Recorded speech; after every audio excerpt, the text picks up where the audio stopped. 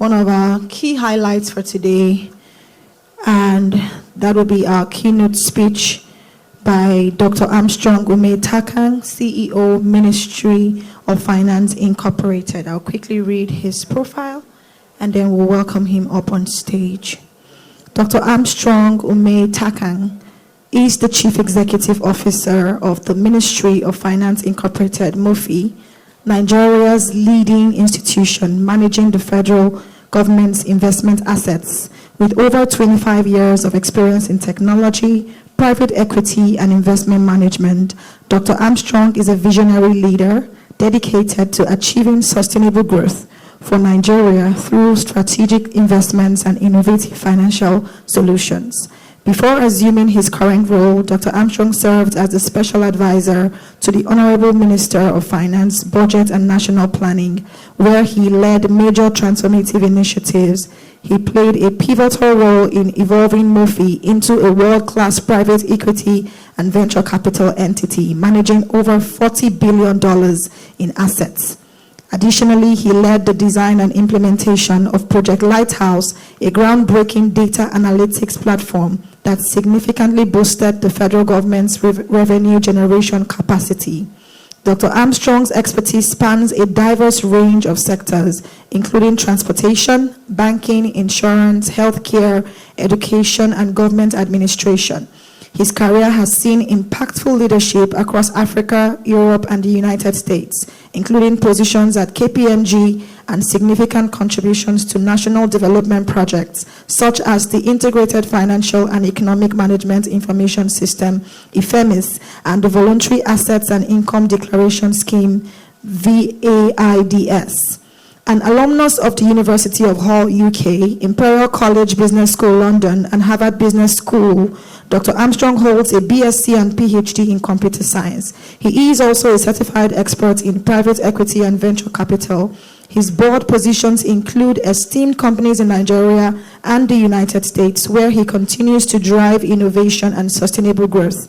Dr. Armstrong's leadership has been recognized globally with prestigious accolades such as the African Finance Industry Personality of the Year Award 2025, African CEO of the Year 2025, and recognition as one of the 100 most reputable Africans 2024. His efforts have earned him acclaim as an influential figure in shaping Nigeria's economic future. Dr. Armstrong has also been instrumental in several landmark initiatives, including leading the transformation of MOFI into a federal government-owned private equity and venture capital powerhouse, which continues to grow Nigeria's economic influence globally.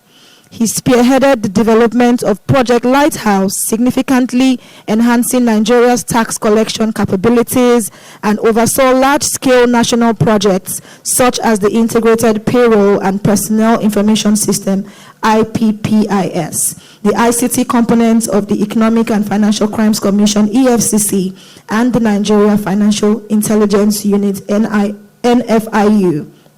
His leadership also led to a landmark capital market transaction, raising 1 trillion for affordable housing under the MOFI Real Estate Investment Fund.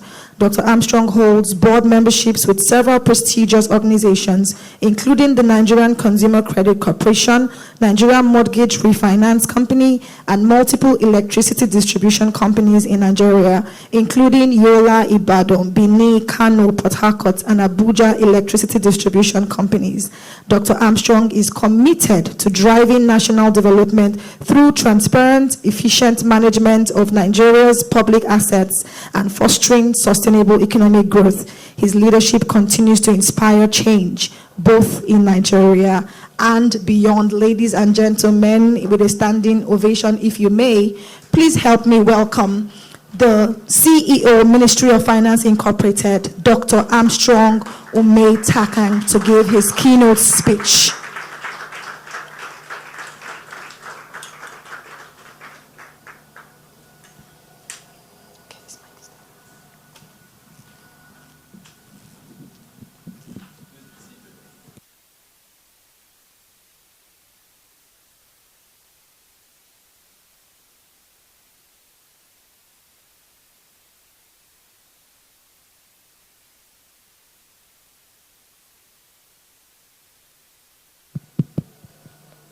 the Permanent Secretary,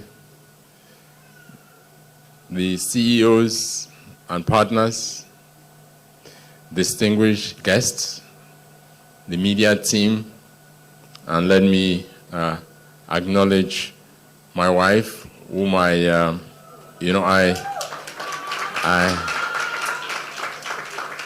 do, sometimes it appears that I spend more time in airplanes, and sometimes it's also reasonable that it's good that our wives experience the lives that we lead so that they're more understanding when we're away from home. So occasionally I do take her along with me so she can see that when I tell her that I'm going to places, I really do go to those places. So thank you very much for your support.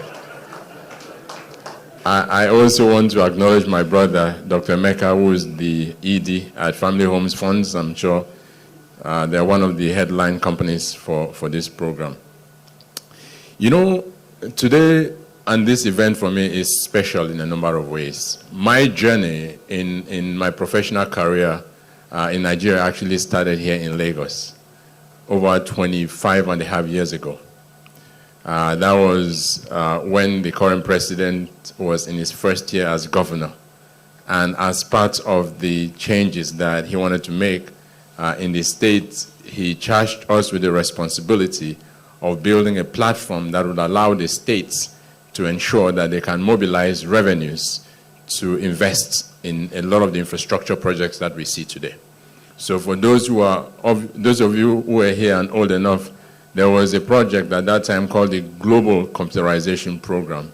At that point, the current minister, I'm sure the Honorable Commissioner, and I'm sure the PAMSEC are aware of that. Dr. Olayiwola then was in charge of IT. The current Minister of Finance was Commissioner for Finance. The current CBN Governor was Commissioner for Budget and Planning. The former VP was Attorney General, and then late Mrs. Kemi Nelson, may her soul rest in peace, was in charge of Women's Affairs, but she was also in the committee that was planning to get this project done. So every time I come to Lagos and I see what's happening, I'm actually quite excited to see how far we have come and, you know, with what is happening. And I'm also glad that the Permanent Secretary talked about the Green Line, which is a project that is really dear to us at MOFI. And, you know, with federal politics and the politics of federation, it took a bit of convincing that it is a project that we should back. You know, this project overall, by the time we're done, will be about $3.2 billion. Clearly, as big as Lagos economy is concerned, it will be difficult to expect Lagos to commit that amount of resource on a project like that and to be able to live up to its other financial commitments in the state. So we strongly believe that the federal government ought to partner with Lagos in delivering that project. We're still very convinced. And I'm sure with time, more people are being convinced about that, because Lagos is not just Lagos. Lagos is Nigeria. The economy of Lagos is a significant percentage of the economy of Nigeria. So if we expect Lagos to contribute 30 to 40% of Nigeria's GDP, and that benefits the entire federation, I think it only makes sense that the federal government also partners with Lagos in driving that economy. That's a belief, and it remains a belief. So I also want to thank the organizers. I remember when I met Imelda, we happened to be on the same flight. Apparently, she was coming to Abuja to meet me. I didn't know who she was, and she wasn't sure. And then when we landed in Abuja, she came to me and she said, "You look like Dr. Armstrong." I said, "I am. He's not my brother." And she said, "Well, I'm actually coming to Abuja to see you." I said, "Well, you've seen me, so we might have the meeting at the airport." We did, and I made a commitment to her that I will be here. I was meant to be somewhere else in Abuja today, fairly high-profile event, but because I made a commitment to you, I'm keeping my word. All right, I believe that.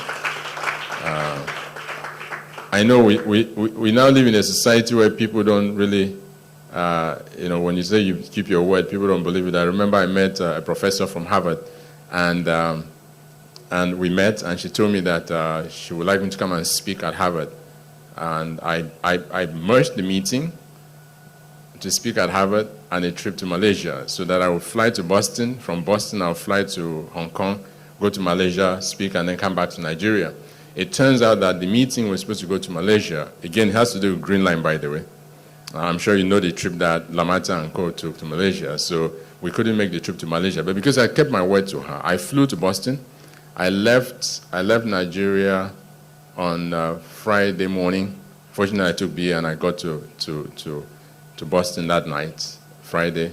And then I spoke on Saturday. Early hours of Sunday, I flew back to Nigeria. She didn't believe it because she thought that, she said, well, I'll see you.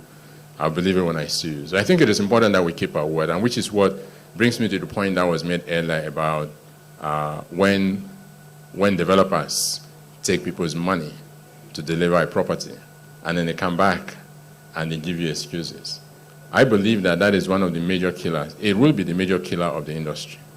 When we can always find excuses not to meet up to our commitments. Anybody can. But it becomes a major deterrent to the sector. And it is something that has always bothered me. And for what I'm going to talk about today, and I'm sure that's why the organizers invited me, it was main driver for what we did. And when we thought about reorganizing MOFI, the thing that I always thought about was the fact that, we always talk about Nigeria is a land full of opportunities and has potential. But there's always a chasm between that aspiration and reality. It's a big gap. And, when I spent time with a lot of the work that I had done, but one of the most recent was around private equity. I happened to manage a business that was funded by private equity in Congo and many other places. And I saw the power of capital. I saw what capital can do in terms of unlocking possibilities, in terms of building communities, in terms of building nations. And my firm belief was that we had a sleeping giant in the Ministry of Finance Incorporated, MOFI, which was founded in 1959 by the British. So MOFI actually predates Nigeria's independence. So MOFI is actually older than the current Nigeria. And at the same time, it was formed in Malaysia, it was formed in Singapore, and many of the former British colonies. But the difference was that most of these other countries decided to take their destinies in their own hands. The Singaporeans in particular, when the British left Singapore, and Singapore was no longer part of Malaysia, they realized that this was a poor shipping city, and they were almost stranded. But Lee Kuan Yew decided that, we're not going to leave our destiny in the hands and feel helpless. We needed to take our own destiny in our own hands. And so one of the key decisions that they did at that point was to say, how do we take this vehicle, MOFI, and turn it into an engine of growth? And in 1974, their own MOFI became Temasek. Temasek today sits on assets of over $300 billion US and owns some of the most prestigious global brands, including Singapore Airlines. As many of you may know, Singapore Airlines has ranked as one of the top 3 airlines in the world for many years, back to back. At some point, they owned a significant percentage of Standard Chartered Bank. They owned even Olam, that started in Nigeria, but at some point, Temasek owned a significant percentage, and it was only recently that they sold that to SALIC, which is the Saudi Livestock and Agriculture and Livestock Investment Company, and many other brands that they have invested in over time. If you go to Kuala Lumpur today, one of the 25-tower building is owned by a ministry of MOF Inc., which is their own MOFI equivalent, that has also invested significantly across different sectors of the economy. Whereas in our own case, it was just a shelf company. It never really operated as a proper asset management company. And so we felt that there was a need for us to really turn this around. And it was, quite fortunate. It was this whole story started around May of 2020 during COVID, when all the economies had shut down and were scrambling to look for money to finance our budget. So the question was, For all these billions of dollars that we had invested in all these state-owned enterprises, why are these companies not part of the source of revenues to finance the budget through dividend payments? Because that's what's happening in many other economies. We're getting minimal returns in terms of dividends from these companies. And we were convinced that this had to change. Unfortunately, and that's why leadership is key. When you have visionary leadership that believes in what you want to do, it's very fundamental. And all of us in this room have a responsibility to pray and work for visionary leadership, because it's incredible what can happen when you have visionary leadership. And we presented this proposal that we needed to change this entity from just being a shelf company to something that becomes a major driver for the economic growth of our country. And why is that important? And I want you to imagine it in your own personal finance, your life. Just imagine that for the last 40 years, your family has made investments in stocks, in blue chip companies that are listed in the Nigerian Stock Exchange. You've bought lands in different locations, both in Nigeria and abroad.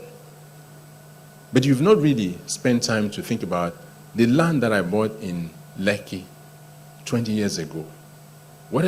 How much cash flow is it generating for me? Have I built on it? Is it generating rent for me? Oh, those shares of First Bank I bought 30 years ago, where are they? Am I even receiving any of the dividends? Or have the dividends gone somewhere else? Who's asking those questions? Yet, with all of those assets, you're going out there begging for small money to start a business.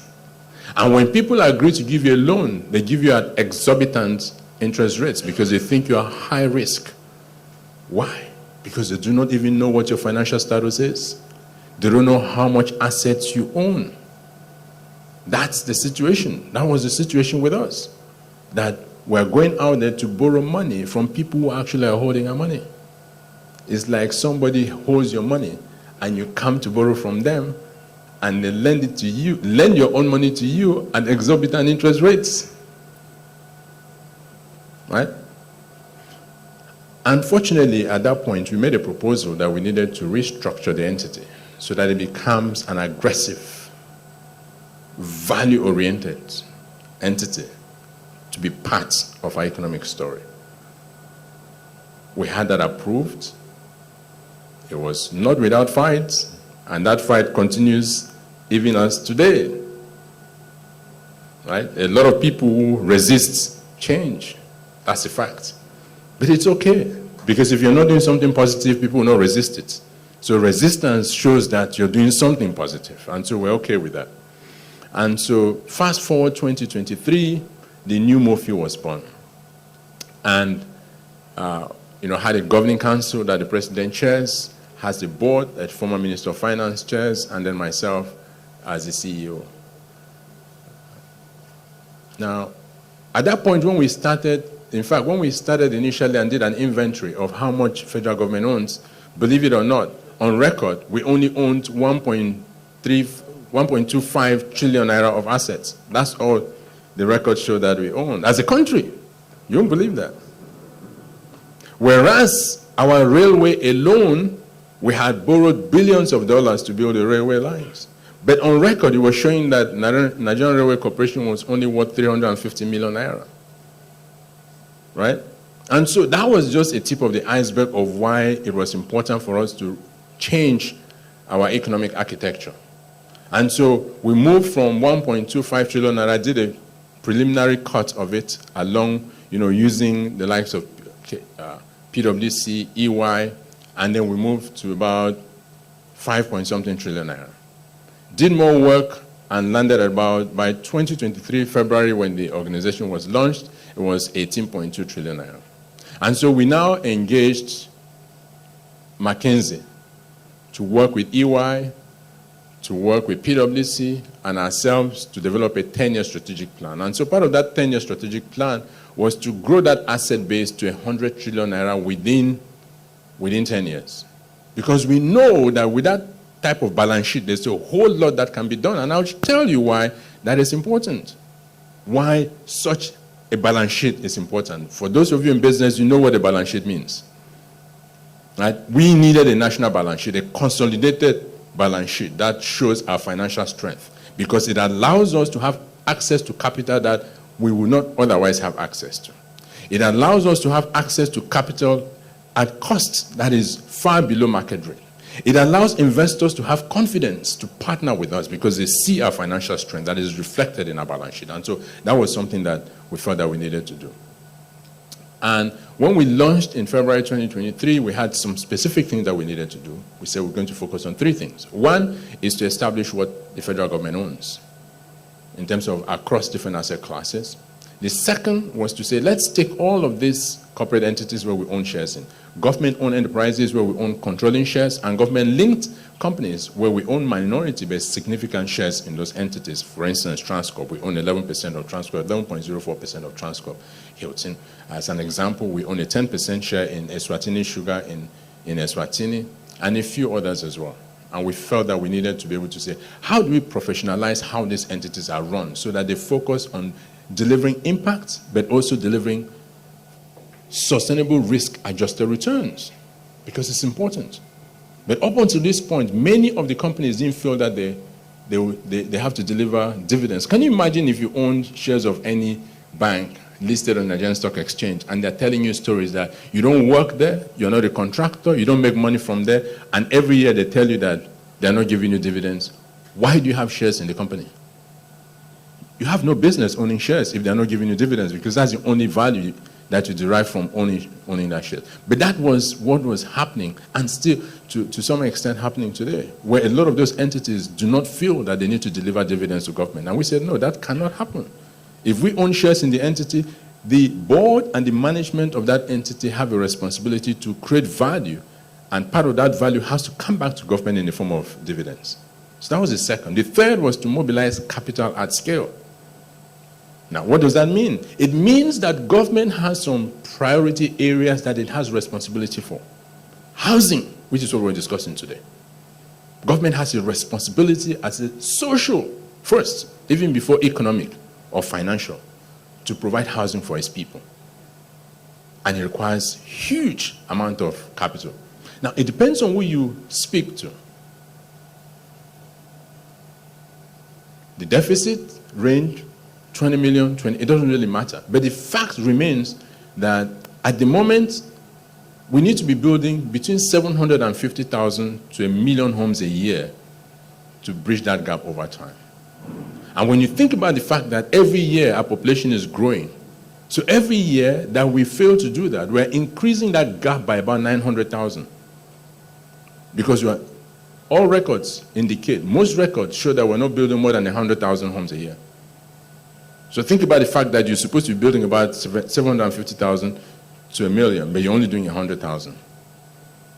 Now, from our own perspective, and based on our third mandate, which is mobilizing capital at scale, we felt that something needed to change.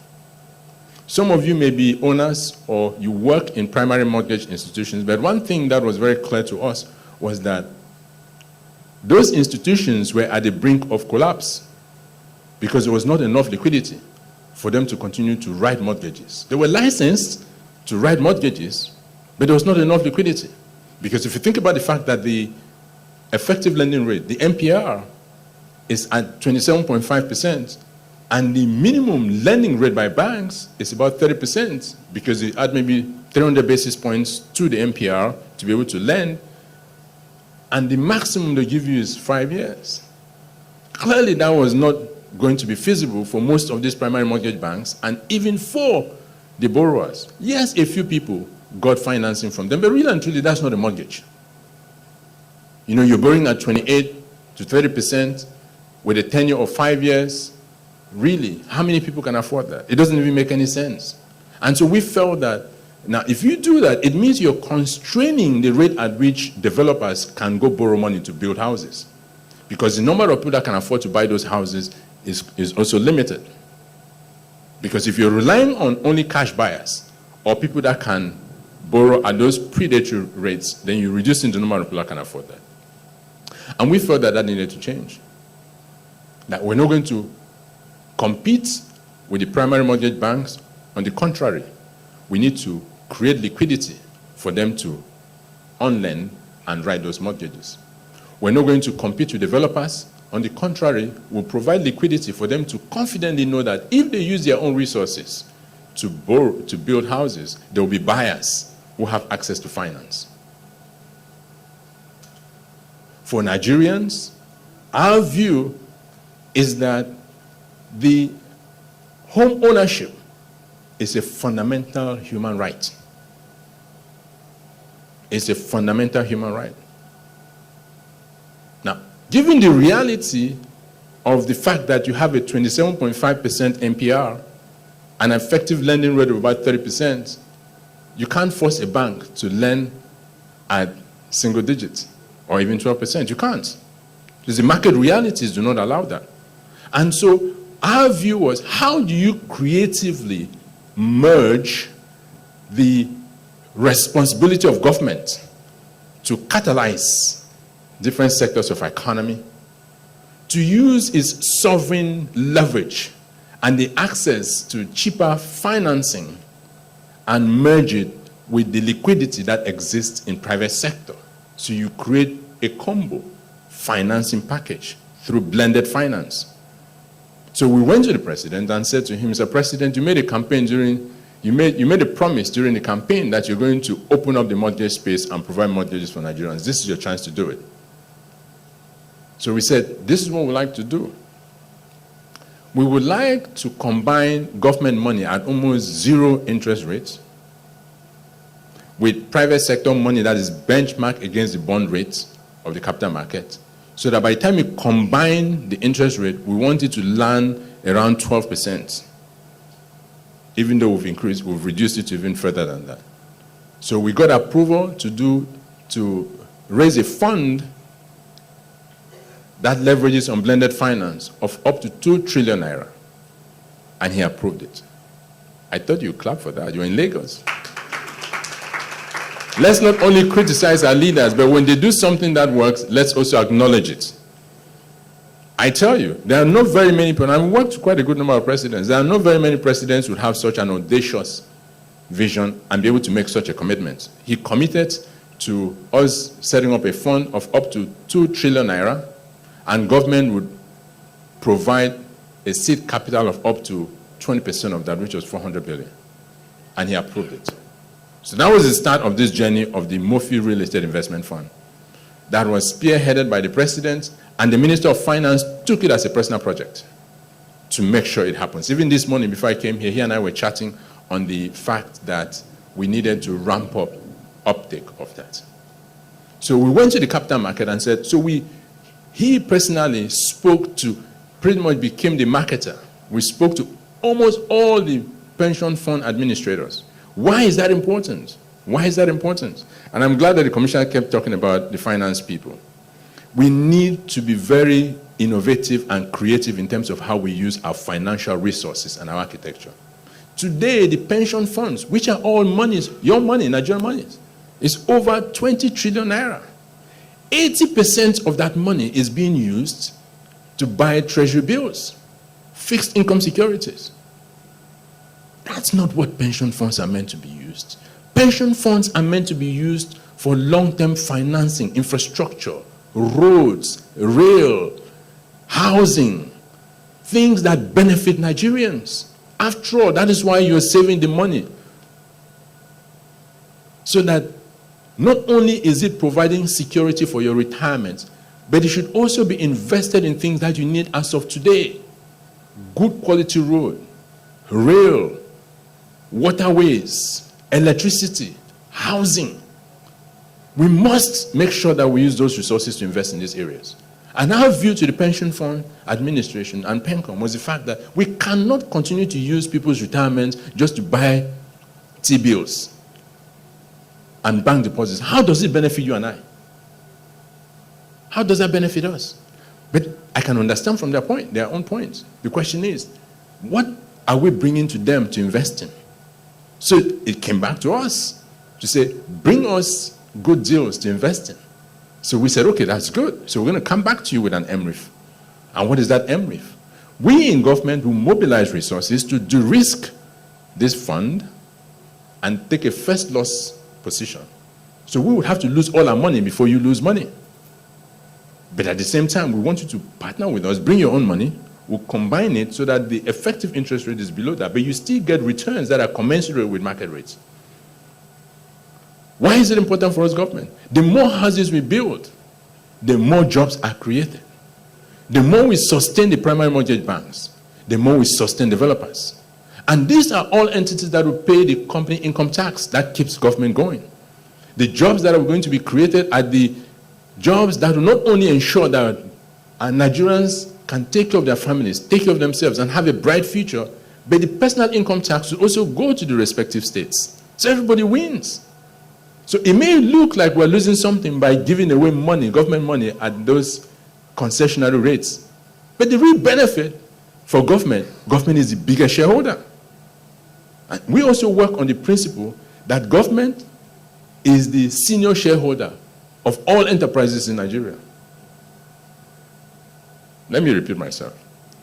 Government is the biggest shareholder in all enterprises in Nigeria. Why is that? Because before you shareholders get dividends, government takes its taxes from the gross profit. So your dividend is based on net profit. So they take that profit. So with that benefit comes responsibility. And the responsibility is to make sure that we're creating opportunities where our private enterprises grow. We're creating opportunities where they make more revenues and create value. And so for us, it was a win-win for everyone. It was a win-win for government because government will benefit from it. It was a win-win for Nigerians because through activities in real estate, we can grow the economy. We can create opportunities for private companies. And so creating the MREF was a no-brainer. We went to the market to SEC and registered the 1 trillion, which was half of what the president had approved. We started with that. And then out of that 1 trillion we registered, it's already in the capital market. We've raised 250 billion already. It's with ARM as the fund manager. We have a trustee, so the money is safe. It's not even with us as MOFI. And it's not only giving, we've already written, we're very close to 1,000 mortgages already written as part of this pilot. We've disbursed almost 60 billion. We anticipate that by March next year, at the current run rate, we probably would have finished disbursing Series 1. But we'll go to the market before that to raise the second series, which will take us to about 500 billion naira. Again, to provide liquidity. Our view is that in the long term, we should have a revolving line of credit of no less than 10 trillion naira available to finance houses in Nigeria. So that you as developers, when you build, you know that there are people who are going to come and buy. They have the financial source to buy this, not just from what they own. So right now, our rates are 9.75% interest rates.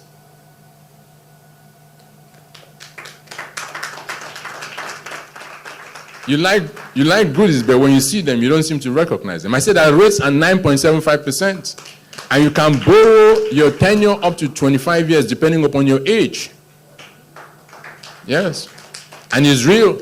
Go talk to your mortgage bank. We have a number of primary mortgage banks. This is real. It's not some phantom political spill. It's real. The money is real. The mortgages are there. People are benefiting from it. So if you don't, it's because you're cheating yourself of your own opportunity. Right? So that's what we have. That's what we have. And that's why when you spoke to me about coming to speak here, you were not doing me a favor. I'm not doing you a favor. I'm doing the destiny of Nigerians a favor. Because the more people know about this, the better for them. Because I'm surprised sometimes as to how many opportunities are out there for Nigerians, but very few of them know about it. So we in government have a responsibility to use every platform, every opportunity to ensure that we bring this information to Nigerians, make it easy for them to access it, and see that they benefit from it. It is your right to benefit from a program like this. So even if there were only 2 people here, I would have still come to speak to you.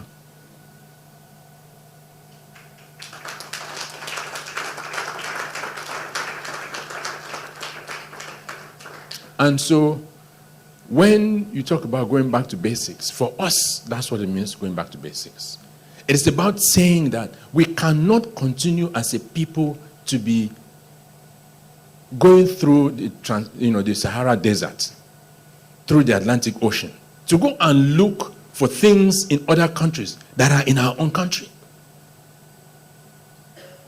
That is not the type of Nigeria we should be creating, where our young people are so destitute and so hopeless that they are willing to travel months through the deserts and get into rickety boats on the Atlantic Ocean because they're looking for greener pastures. What are those greener pastures? To go and be cleaning people's houses? Working in factories with minimum wage? I know because I've been there. I'm not talking theory.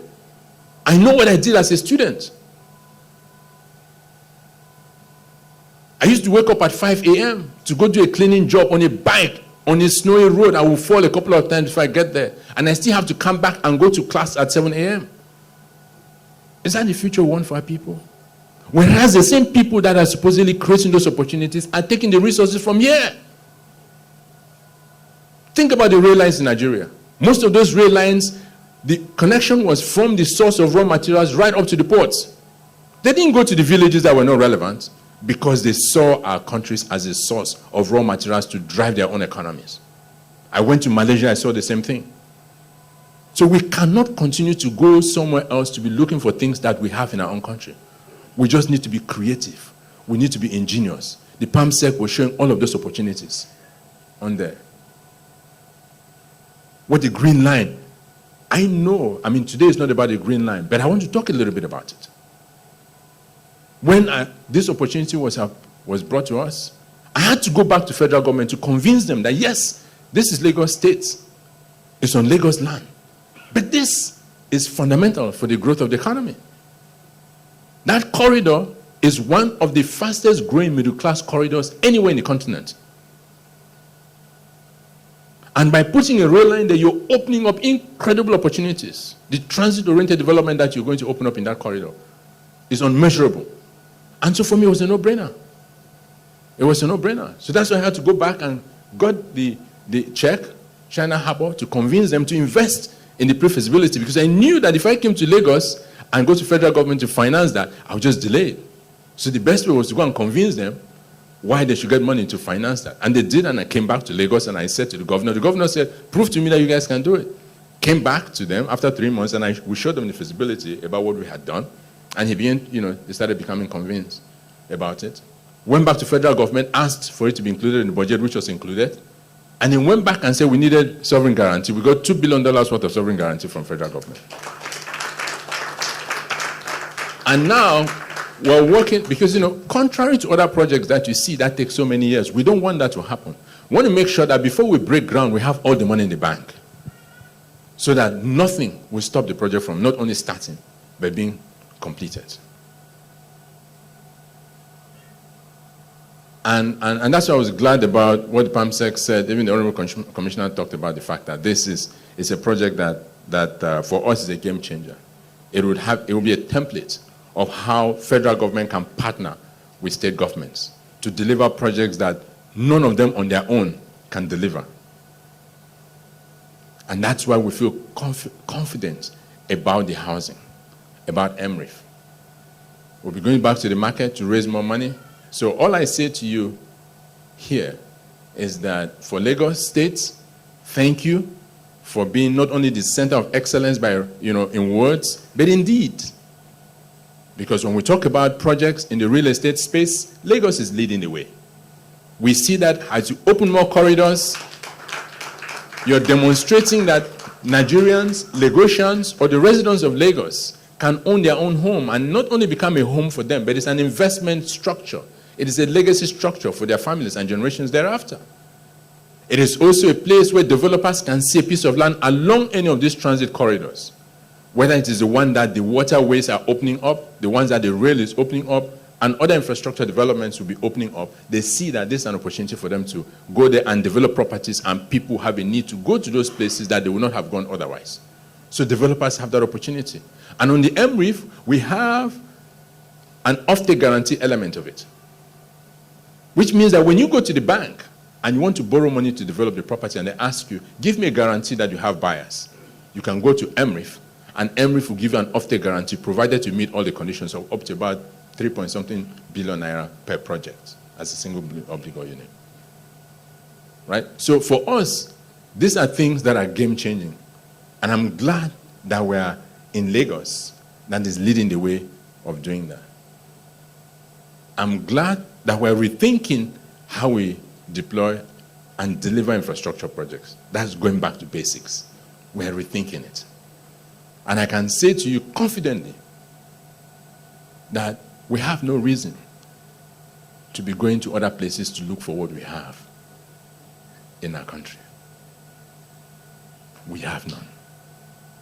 But all of us in this room have a responsibility to begin to see that the things that appear to be challenges are really opportunities. It's about providing solutions in an innovative way to ensure that we deliver on those. And we're very confident that all of you here are partners. And we're looking forward to partnering with you in any way that you want us to partner with, in using the sovereign status, sovereign resources, the sovereign platform to partner with you, to make sure that those of you who want to build great real estate companies, you have the opportunity to do so. Those of you that want to own a home, that is not just a place to stay, but a family legacy that you can hand over to your children, you have an opportunity to do so. And for states like Lagos that are looking for partners to make sure that you deliver on the vital infrastructure that you need, you have that in the federal government through the Ministry of Finance Incorporated. And I'm so glad that I have a president and I have a minister that gives us all the support and all the resources that we need to deliver this. Please come join us. Let's partner together. Thank you very much.